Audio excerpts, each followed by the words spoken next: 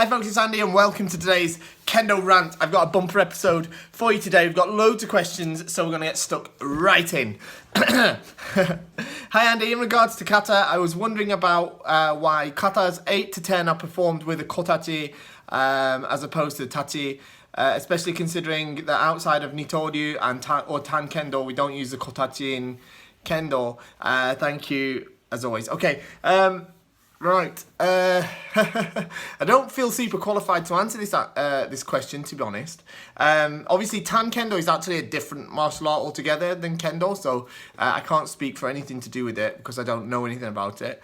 But I believe that we use the kotachi for one part is so that we can retain the tradition, obviously, of those elements of Kendo, but I think also because those kata are kind of they've got lots of things to learn, so they've got lots of things to teach us, like about distance, but also about seme and how we apply seme in different ways. But yeah, I don't know a solid answer on that, to be honest. I'll probably have to do a bit more research before just switching on the camera and start filming off the top of my head, to be honest. So I don't really want to say, oh, it's because of this, because I could well be wrong. But if anyone knows the answer to that, leave a comment down there, or by all means post in the Kendo Show Early Access group.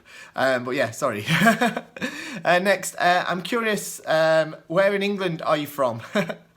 Your accent sounds like some sort of northern, but it doesn't sound like Geordie or Scouse. Sorry if you've answered the question before. Okay, so yeah, I am from the north. For those of you that are not English, Geordie is an English slang term for people from the northeast, like Newcastle way, and Scouse is a slang term for people from the Liverpool area, like the Beatles and stuff.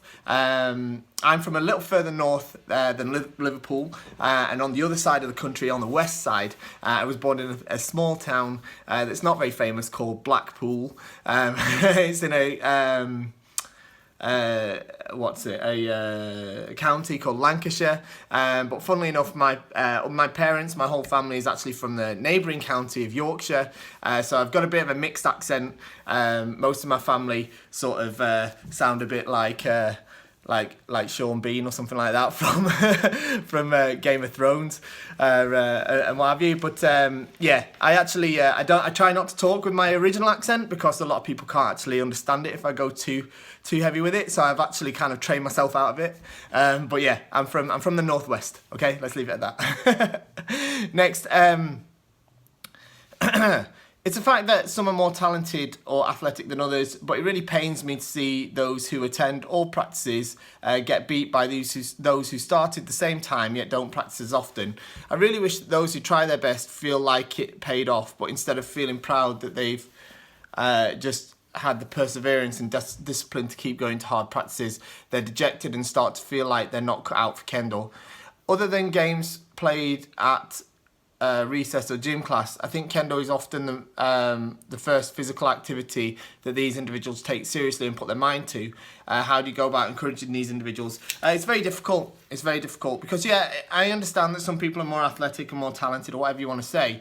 But I actually don't put everything down to that. I think you probably find that the people that come to Kendo, even people that are very athletic, they often don't pick it up very quickly either. The people who tend to progress the quickest in Kendo are the people that really, really fall in love with Kendo, and really do everything that they possibly can to improve. And sometimes that means that even if they can't get to every practice, they're actually doing a lot of stuff in their own time, a lot of Mitori Geiko, a lot of stuff by themselves.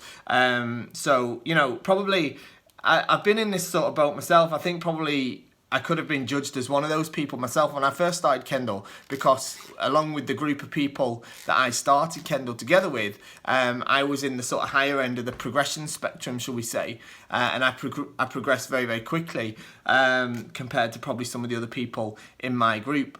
And yet some people probably put that down to me being more talented or naturally having more natural ability, which probably was partly to do with it, but also, you know, especially at that time, I absolutely lived and breathed everything to do with getting better at Kendo. Anything I could do, I just loved it. I fell in love with Kendo literally from day one, and like I just spent my entire life at that point just watching Kendo, watching videos at home, and I was practicing at home, even if I was just in the back garden of my parents' house, just swinging the shinai, probably doing it wrong, but I was just doing everything. I was desperate to get better at it. And so I mean, I think obviously you have to also understand that not everybody's only putting in the effort at the dojo, if you know what I mean. And those that really are doing their best, if they're only doing their best at the dojo, then they are going to get left behind. That's just a fact. I think the fact is if you really do want to get better at Kendo, because most of us aren't in the situation that people in Japan are in. You know, like when I was teaching Kendo to kids in Japan, those kids, they practice 3 times a week, and then they might have a shiai at the weekends as well. So they're probably doing Kendo between 3 and 5 times a week.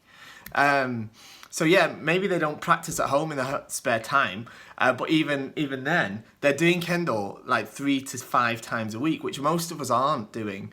And the ones that really excel in Japan, the kids that really excel, again, are the ones that really love it. They really take to it, and they absolutely love Kendo from the start. And even though they're doing Kendo 3 to 4, 5 times a week, in their own time, in their private time and stuff, instead of, you know, obviously they play on their computer games or play with their friends or whatever still, but they're still doing their suburi at home or something like that. So yeah, I mean, unfortunately for us that aren't in that situation where we can have access to a Kendo club, as frequently and as hard as those sort of practices as they do, obviously with lots of senseis as well, it's not enough for us, I'm afraid, especially as we start Kendo much older in life. If we start Kendo in our sort of adulthood, it's not enough for us to just come to the dojo once or twice a week and try our best during that sort of 2 hours or so that we've got there. You have to do more. You just have to do more if you want to get better, and that's what you have to get these people to understand. You have to understand though that it might not be their values either as well, if you know what I mean. And what I haven't phrased that very well, but what I mean is the people that we're talking about here, the people that aren't progressing as quickly, even though they're coming to Kendo and doing their very best whilst they're there, they might not have the same set of values that they want to get really strong. Maybe they just really want to challenge themselves. Maybe they want to just pass their next grade or something like that. Not everybody wants to be a champion. So as well, that sort of training attitude has to fit around that as well. So yeah, I mean, the only thing you can do is sort of get to know them a bit, chat to them a bit, find out what their training goals are, what it is that they want out of Kendo, and what it is that they're putting in order to get that out, and then go from there, really. Next one. My question is related to shinai. I'd love to hear more in depth of the various types of shinai that are out there, because I see loads and loads of manufacturers, and also with loads of naming, grips and so on. I get confused a lot. I used to practice with regular keiko shinai, cheap ones for heavy training, but other than that, I have a couple of door body shinais and oval grip shinais. I saw one of your videos where you explained about it, like the chokuto for instance, as well as the maintenance. So I've got interested in knowing more about shinai. The hard thing is that the shinai manufacturer's sign is in kanji. It's almost impossible to know who the manufacturer is. Is there any guide for shinai where we can learn about it? Okay, so I don't know if there is much of a guide out there other than the videos that I've put out. Essentially, right, there's loads of ways that you can judge shinai. There aren't that many types. It does feel like there is a lot, but actually there's not so much. Essentially, you've got the shape of the shinai. Obviously, you've got the size of the shinai, but that's pretty much decided depending on your sort of age, gender, and stuff like that. And then you've got the shape of the shinai, you've got the type of bamboo that it's made from, and then if you want to go into real detail, you can talk about what kind of grip that it's got, and possibly even what kind of fittings it's using. So the shape, generally, it's all pretty logical. This is a short shinai, obviously this is a kid's shinai. But this area down here, this wider area, this is called the door. It's the same meaning actually as the door that we wear around our body. It basically means the body. And this is obviously the tip here. So what you have is, for example, you have a door body. That means a fat dull, okay? So it means that this is kind of, it doesn't mean the fat dull actually, it means like the kind of bigger dull anyway, the bigger area here. It's kind of, well, it's fat really, I think. So this part will be swelled up like this. Let me see if I've got one here. I've actually brought a little tray of shinai so I can explain this, but let me see what I've got in here. Okay, so this one here, this one's quite fat here at the door, and then it's a little bit thinner towards the tip here. So this is what would be considered a door body. Now the benefit of that means that because this is fatter here, sorry, and thinner at the tip, the weight is definitely more towards the hands. So the tip feels very, very light. The downside, of course, is because this is thin, it's a little bit more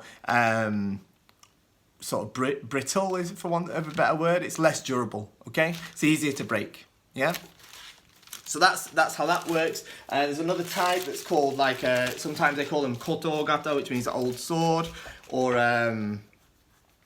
chokuto, which means like the straight sword. I've got one of those in here somewhere. Here's one. So this time, if we compare it with that door body that we just had, here's another one.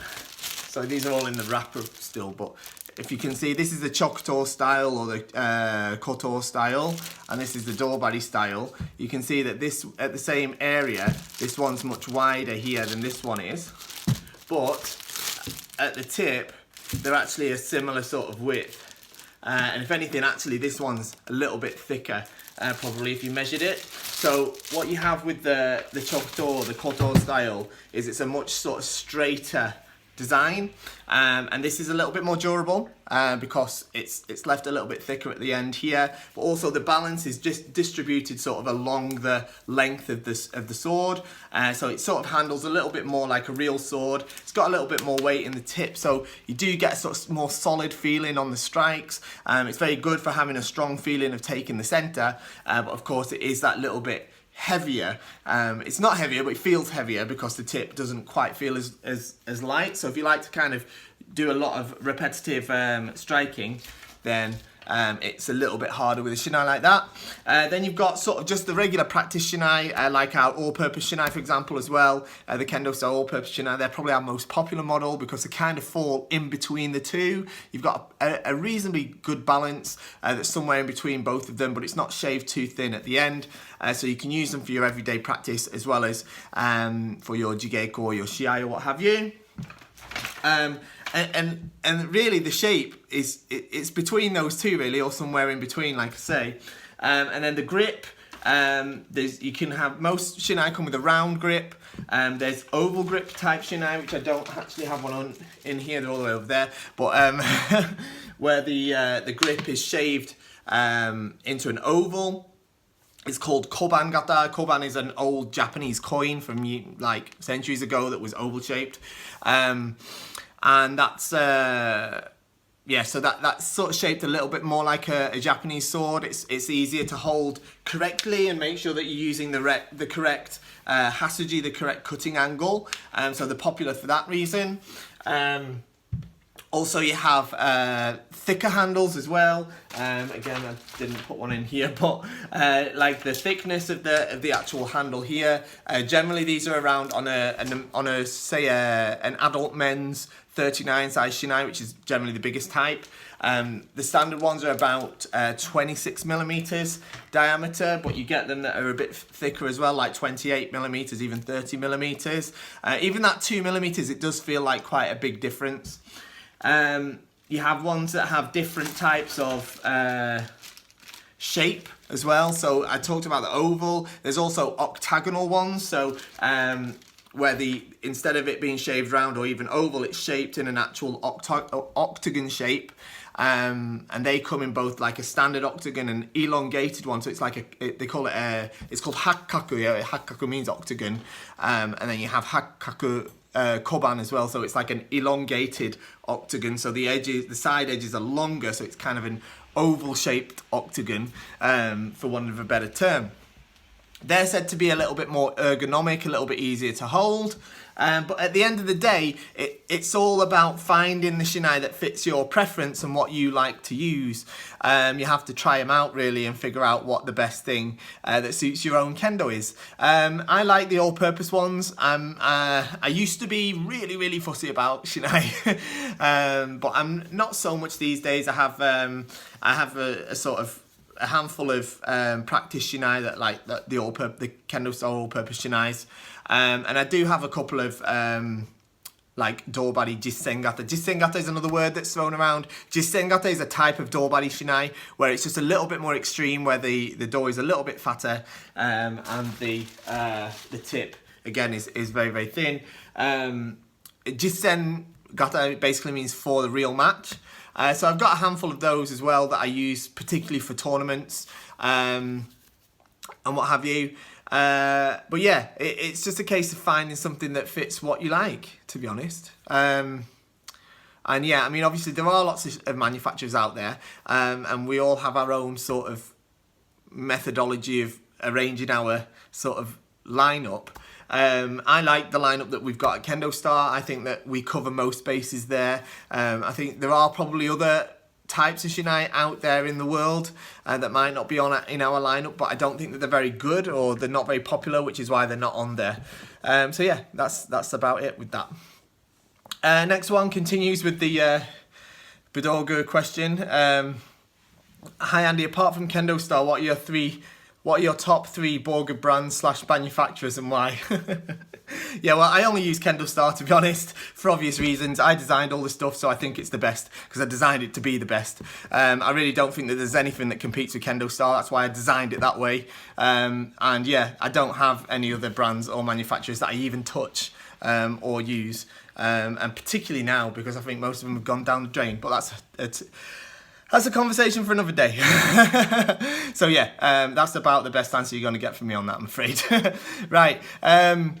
Another point on Fumikiri. Sorry about that. No problem. In the following sequence, and there's a link to a YouTube video. This is in the comments of the last YouTube video, by the way, which if I can just figure out which one it was, I can let you know. So if you're watching this, you want to go back and watch it. Basically, it's a clip of the World Championships. And I think it's Hoshiko-san from the Japanese team. Yeah, it's on the last video, which was called it was about hands and feet, the timing of the hands and feet. It's of Hoshiko-san in the World Championships, and he scores a man. It shows it in slow motion. It says, we see the ippon made from isoku ito no mae, but the left foot is raised from pushing up right to the height of his hips, especially leaving the floor, which is encouraged not to do, as I learned. But these men strikes are fast, and I don't get how to do it, even if this is a proper technique. What's your thought on this? Okay, so right, if you watch that, yeah, his left foot comes right up in the air behind him as he launches forward for the attack. It's not ideal. You're not supposed to do that. The lad's like 19 years old or something. He's like, his kendo's not finished yet, so bear that in mind first of all. Yeah, it's super fast. It's not super orthodox. It's not the best way to do it probably. I'm sure that his teachers would tell him not to do it that way, but obviously in the heat of a shiai, especially in an important one like the World Championships, some things are kind of put to the wayside in order to act at the most sort of effective way that you possibly can. That's not saying that doing it that way is very effective, because I don't think it is, but I think that's down to his kind of I hesitate to use the word inexperience, but it's more like a symptom of his age, and I think as his sort of kendo matures, that will start to disappear, if that makes sense. So yeah, I wouldn't look at it too much in that respect, and I certainly wouldn't look to emulate it. If you watch somebody like, you know, some of the other players, they're a little bit older that still have super fast men attacks. Yeah, of course their feet kind of fly out this way. And don't forget, when we say that you've got to do it this particular way, we're talking in the realms of ideals. There's what's ideal and then there's what actually happens, and there's a bit of a grey area in between. So take that as you will. as well. Okay, next one. Hi Andy, I've noticed the Japanese top players break away from Subazeri on the Ura side. I mean controlling the opponent and pressing the neck or the kote with the shinai while breaking away. This is very rare practice in Europe. I guess it could be Hansoku. What's your opinion about that? Okay, so yeah, I understand exactly what you mean. As they sort of get to Subazeri, sometimes they end up on the Ura side, which means that the shinai are crossed on the opposite side instead of the regular side, like this. And as they sort of step away, they keep on the Ura side. Sometimes the shinai goes on here and then onto the kote, and then they go back and they break to the toma. I have seen sometimes that in Europe that's been granted as a hansoku, which is a little bit of a over interpretation of the rules, which can sometimes happen. I've seen it happen a few times actually, because the problem is we've only got what's written in the rules, and we don't have the same level of guidance of like the shimpan in Japan that have. Like when I'm doing shimpan here in Europe, I don't have the guidance of like the hachidan and hanshis and stuff like that to tell me what I did wrong. So I know that I've made mistakes because of that when I've been doing shimpan as well. So yeah, I mean obviously that's just the fact that, you know, as European Kendo, for example, continues to raise to a higher and higher level, that sort of stuff will get better. But yeah, in terms of that way of separating, the rule that says about pressing on the neck, it's really intended for when people are using their weight and using it in a way to kind of particularly unfairly. It's a bit like like a clinch in boxing. I'm not much of a boxer, as you could probably tell, but like using your weight on them to kind of overly tire them out. It's there to prevent that sort of abuse, rather than from when you're separating from Subazeri and you sort of touch on the side of the mendare, as a sort of method of keeping yourself safe. It isn't the way that you see the top Japanese players do it. Isn't a way that should be considered hansoku, and if it was, you probably see them being awarded hansoku. So yeah, I hope that makes sense. Would love some input on proactively making opportunities to okay, so these questions now are from the Kendo Show Early Access group. If you're not in the group, get in the group. It's an absolute brilliant place to be, because not only can you post your questions there and I'll answer them in these videos, but other people will chime in as well. There's loads of great experienced people in there as well, so it does get some great discussion. Further, when I do release a new video, like a Kendo Show episode of the instructional ones that I do, which will be coming in the new year, I will do my best to get some filmed. I doubt I'll get any out before the end of the year now, because just with, obviously we're nuts right now with Black Friday, Cyber Monday, all that sort of thing at KendoStar, as you can imagine. And then we're running into the holiday period, New Year period. But I will get some out. And when we do get those out, they go into that group before they go anywhere else. Okay, so you do get early access to them, hence it's called the Early Access Group. There's a link in the description, it's free to join, so what are you waiting for? Okay, so would love some input on proactively making opportunities to execute skiwaza, or maybe how to identify appropriate opportunities. I've been practicing Morite and Katatetsuki against a pad for a while, as well as during Kihon Geiko. I'm confident using the technique from Omote and Ura. Would like some advice on what openings to look for and what sort of semi to apply to create opportunities. Thanks for your time.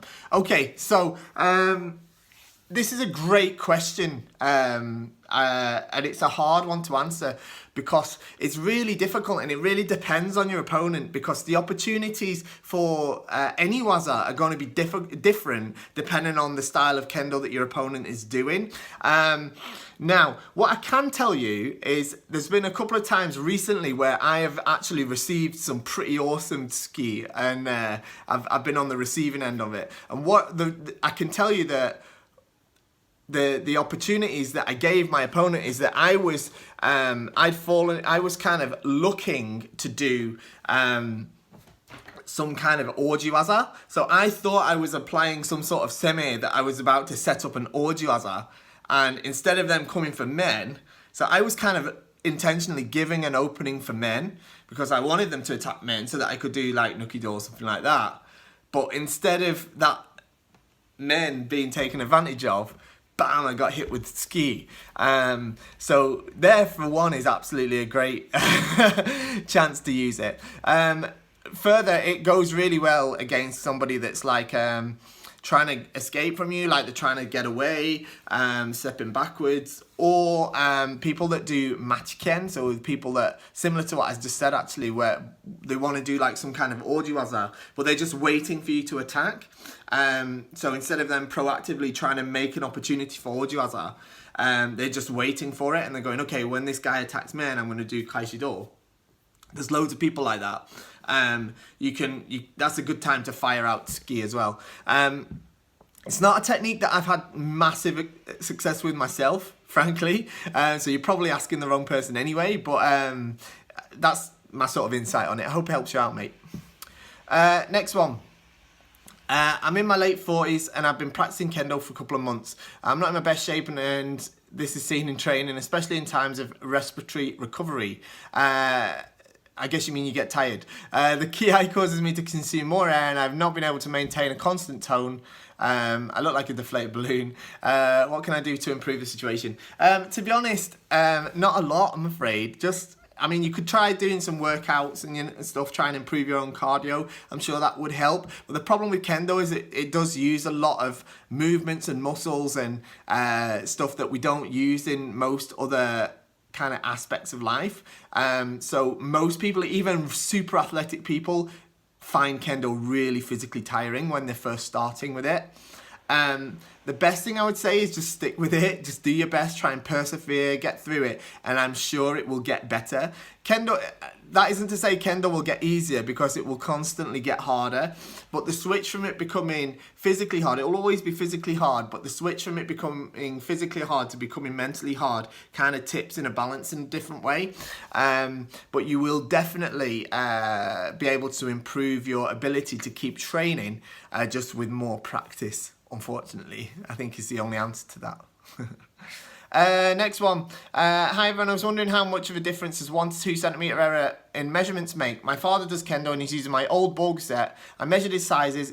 The kote fits him well, and generally the do and tare are almost never a problem, especially in our cases who have similar body shapes. But his men, A and B measurements, are 2 centimeters longer than mine. Have a good day. Okay, so if you're giving him a Bokken set that you've already used, and he's got a 2 centimeter longer measurement, especially this one, the A measurement around the chin here is 2 centimeters, he may still be able to fit in it, even if it's a little bit tight. What I would say is that if he can get his head in it, he can get his chin on the chin pan and his forehead touching the 10, it's called, the padding at the top, so his face is fully sat in it, even if it feels tight, I think he should be alright to use it. It will stretch even a little bit more as he uses it. 2 centimeters is about the maximum you can kind of get either sides of the correct size, with it still being possible to use. But yeah, it would need some sort of stretching and breaking in, even if it's quite an old one that you've used quite a bit. So what you'll find is it's probably stretched a little from you using it, and then if he, like I say, if he can manage to fit in, then he will be able to get away with using it, I think. Next one. Any advice on strengthening the pinky and ring fingers for better tenuchi? I think some people commented on this already, but the best thing you can do is just more suburi.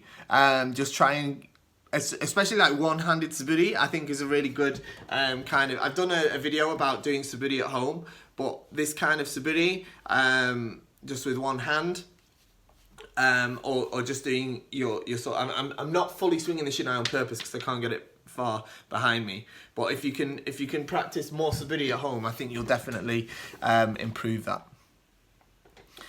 Okay, 2 more. Hi Andy, quick question about the Bokken on KendoStar. My dojo is starting to put more of a regular emphasis on kata rather than just cramming before an applicable test. As such, I'm in the market for a Bokken, but I know nothing about the different materials and styles available. I'm guessing as a mudansha, I won't have a need for a pair for quite a while, but I would also assume Bokken never really need to be replaced. So maybe I'd only be buying once ever. Could you do a quick overview? Yeah, so The Bokken aren't like super consumable, not like Shinai tend to break and stuff. Bokken tend not to, though it's not unheard of, especially if you're kind of using a very old Bokken that's like maybe dried out, and then you kind of mess up one of the kata and then kind of smash them together. It's not unheard of for that to happen, for them to actually break. The other thing is that if you leave them in a place that's like really hot, or like lots of fluctuations in temperature, they can warp and change shape as well. So you have to keep an eye on making sure they're cared for properly. Our most basic Bokken is this one. This is the compressed bamboo Bokken. This is our most popular one. These are pretty good. They're straightforward. They're very lightweight, actually. Somewhat lighter than an oak Bokken. I quite like them, actually. The one thing I would say about the compressed bamboo is it is bamboo, though, so it's a little bit softer than oak, of course. So you'll find that with time, with use, it'll pick up some dents and knocks and stuff like that. Shouldn't really affect the lifespan of it, though. I wouldn't start smashing them together, but if you're using them for the Kendo kata, then yeah, that's that. Obviously, if you want something a bit tougher, we've got some oak ones. We've got the red oak ones. I don't have a white oak one here right now. I've left it over there. But it's a lot like this, but it's a paler colour. Those ones are a little bit heavier, but they are much stronger. So yeah, I mean, you tend to find that one of those, if you have a good one of those, that you kind of look after, you'll be able to use it for years and years and years and years and years without a problem. Most people replace their Bokken because they just fancier, they want a fancier one, or they just like a nicer one, rather than because they need to replace it, or they replace it because like they lost it or something. This is the isu. Isu is another type of wood that's used for the Bokken. To be honest, the main difference between them all is how they look, more than anything. The isu, again, it's quite a strong wood. It's actually quite lightweight, I'd say, this one. It's probably a little bit lighter than the oak ones, but it's got that sort of nice dark chocolatey colour to it. So it does have a very nice, appealing sort of appearance. So yeah, I mean, these are the main differences. It's mainly a visual thing. White oak is by far the most popular. That's actually the strongest material. So if you get yourself a good white oak Bokken, we've got a good made in Japan one on KendoStar, for instance. You get one of those, and yeah, I mean, you'll be able to use it for years and years and years and years to come. Same with this Isu one. I mean, they're not going to wear out. So yeah, you're best off just choosing one that fits your budget and fits the kind of one that you like the look of. Last one. Hi, can you do a video explaining the finer points of how to measure for ordering Bokken from KendoStar? For example, talking about how much tension should be used on the tape, and where on the top of the head we should measure from.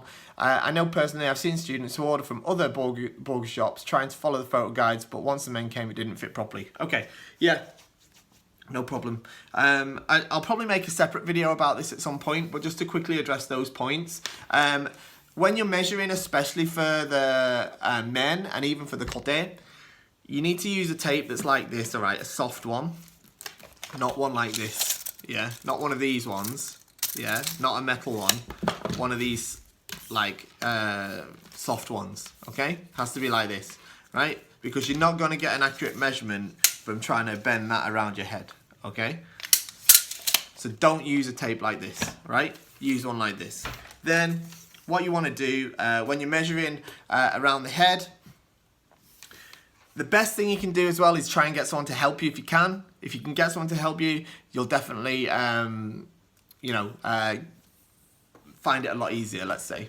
So you want to try and get the furthest point away at the top of the back of your head, the furthest point away from your chin, but keeping the tape in front of your ears, okay? Not over your ears like this, okay? So keep it in front of your ears and it crosses over at the chin. Now, if you've got somebody doing this for you, you want to pop your finger on there to make sure that it doesn't slip, all right?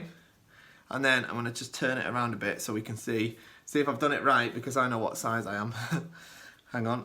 So get it at the pretty much the furthest point, in front of both ears, around the chin, across the chin there, and if we can see that on there,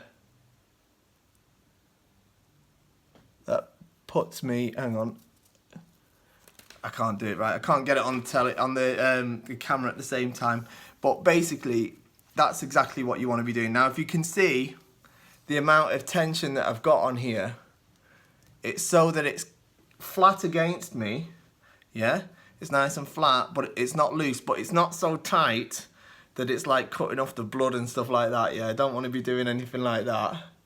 Yeah, and then you can see where the tape comes to just there, and I can't quite read it because it's too far away, but I already know what size I am, so it's not a problem. Okay, so just like that, same around the top, same around the top, like that. Just about, you want to measure at a point where you'd be wearing a hat, so if you had a hat on, where the hat would sit, around like that. And then you want to measure the height of your eyes from about the middle to the bottom of your chin. Yeah, just like that. With your mouth closed, don't go like that like I just did. Yeah. Like that, okay? So try and get someone to help you. Believe it or not, it's not like, it's not super difficult actually. It doesn't have to be accurate to the millimeter. Like if you're within half a centimeter, you'll be totally fine. I'm trying to see what mine comes out at now on here. Can't quite see that. Is it like 66 and a half, something like that?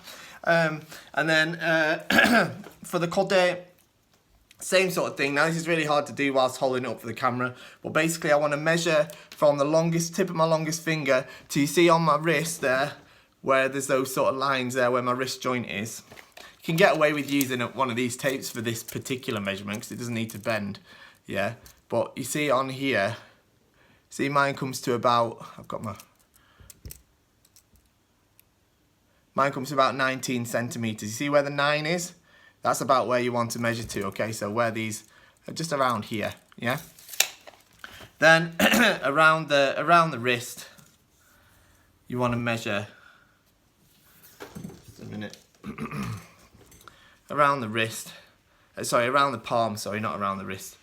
You just want to measure in a kind of, again, just like with the men, you just don't want it to be so tight it's cutting off the blood. But so it's nice and taut, just around the knuckles like that. I can't do it with one. It's hard to do it and hold up, but something like that basically. So as you can see, mine is basically at 23 centimeters. So about that point, that makes sense. Just like that would be fine. And then you do the same around here. It's quite hard to do it by yourself, especially if you're trying to do it and show on the camera at the same time, so don't do it like that. Do try and get somebody to help you if you can. But if ever you're struggling, get yourself measured and get a few pictures taken of you being measured, preferably showing the actual measurements, and just send them to us by email and we'll let you know if you're doing it right or not. All right, and I'm sure we'll get you sorted. Funnily enough, about the measurements, people occasionally do message us asking us about like how they're worried about getting the measurements right and stuff, and what's going to happen if the measurements are wrong and stuff. Obviously buying the Borg online is scary and stuff, which I totally understand, totally understand. But honestly, the amount of kind of issues we have with people that have ordered the Borg sets online from us and then received them even on the other side of the world, the amount of people that come to us and say, oh, actually the size is wrong, is incredibly small. It's honestly minute, especially considering the amount of Borg sets that we ship out around the world every day. So yeah, I mean, it's a massive amount that we're sending out, and literally like a very tiny number of issues with sizes. So I'm sure that you wouldn't need to worry about it too much. But even if there is those odd occasions when we do have it, you know, somebody's maybe measured it a bit wrong or misread the tape or something like that, we just swap the sizes for you. It's not a difficult process. We always get it sorted in the end. So yeah, that's it. That's the end of the questions for today. Obviously, that was quite a long video. I did have some catching up to do because I haven't been able to film a video thanks to the Black Friday, Cyber Monday mania, and obviously the Black Friday sale that is still on at KendoStar. It's actually running till the end of the month. We gave you 2 weeks at the Black Friday prices. You've got until the 30th of this month to still benefit from those Black Friday prices. So get to KendoStar.com and take advantage of those. It's really, really good, some of the stuff we've got. We've got great deals on the V1 Borger set. We're giving away a free Boodle Wing Pro Borger bag. It's a really nice Borger bag with every order of the Vanguard, the original Vanguard Borger as well. That's our most popular set. And yeah, definitely get that. If you're in the market for a Borger set, that is definitely a deal to look at. Or if you're just starting out in Kendo, you want a good value, low price set, the deal on the V1 is brilliant. The Chikara Jisengata Shinai as well. These are in this box actually that I was talking about. These ones, these are awesome. I actually I've used a couple of these in a couple of recent tournaments that I've been in. I really, really like them. But these are the last ones we've got. Once these are gone, they're absolutely gone. And I've literally only got a handful left. So if you want a good value Dobari Jisengata Shinai, we were talking about them just before, check out the Chikara on the current Black Friday deal, because once they're gone, they're gone. Okay, so that's enough plug-in a KendoStar. It's KendoStar.com, by the way, in case I didn't mention that. Thanks a lot for watching. Don't forget, leave me a comment down below or in the Kendo Show Early Access group of what you'd like me to rant about next time. Like, share, thumbs back, you know all that stuff. You know what to do there. Thank you very much for watching. I'll see you all next time.